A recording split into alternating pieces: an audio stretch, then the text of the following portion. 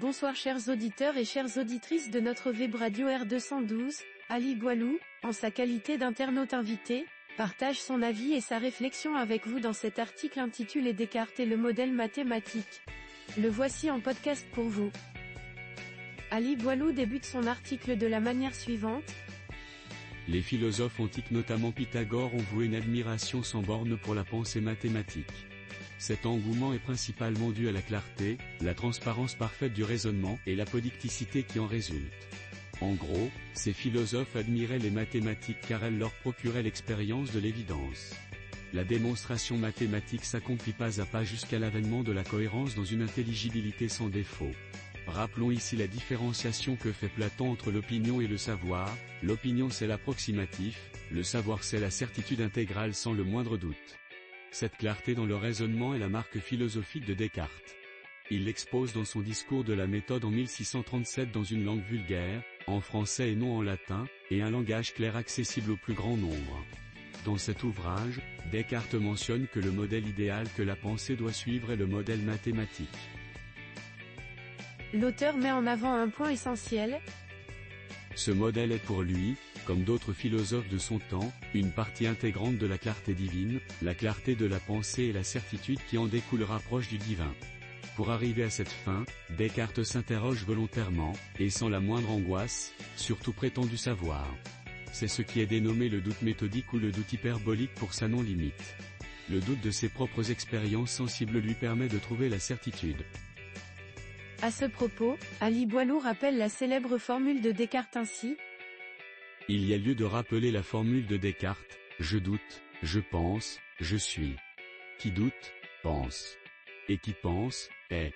D'où je pense, donc je suis cogito ergo sum. Le sujet pensant est certain de lui-même.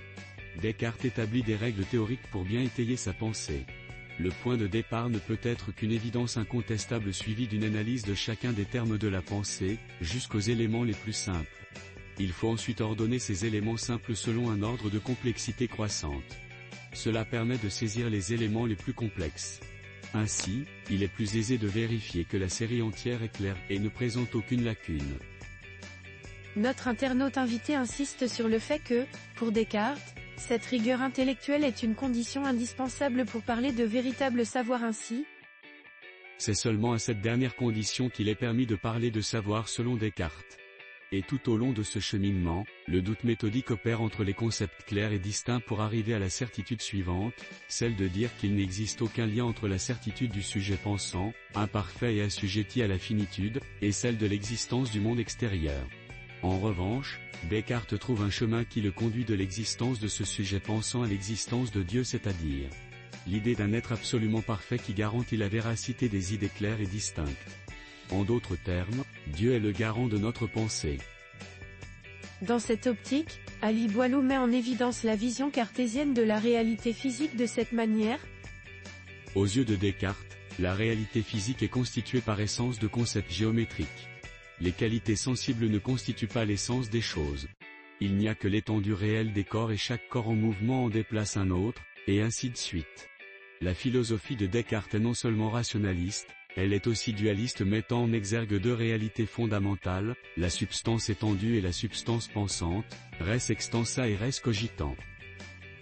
L'auteur précise que, selon Descartes, ces deux substances composent l'homme, et conclut son article en ces termes. Ces deux substances composent l'homme qui est lui-même considéré comme une troisième substance disposant d'un corps et d'une âme. Pour Descartes, le corps appartient à l'étendue et s'y désagrège. L'âme est une pure intériorité de la pensée qui ne disparaît jamais. En définitive, être cartésien c'est apprendre à juger correctement, exercer son esprit, l'entraîner, lui donner l'exigence d'une pensée claire et saine. Une fois cette habitude acquise, l'évidence suit et le bonheur suprême aussi.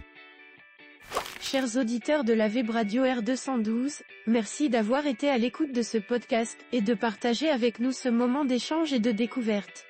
Votre présence et votre fidélité sont notre plus belle récompense. On se dit à très bientôt, si vous le voulez bien. Avec toute notre gratitude, l'équipe de R212,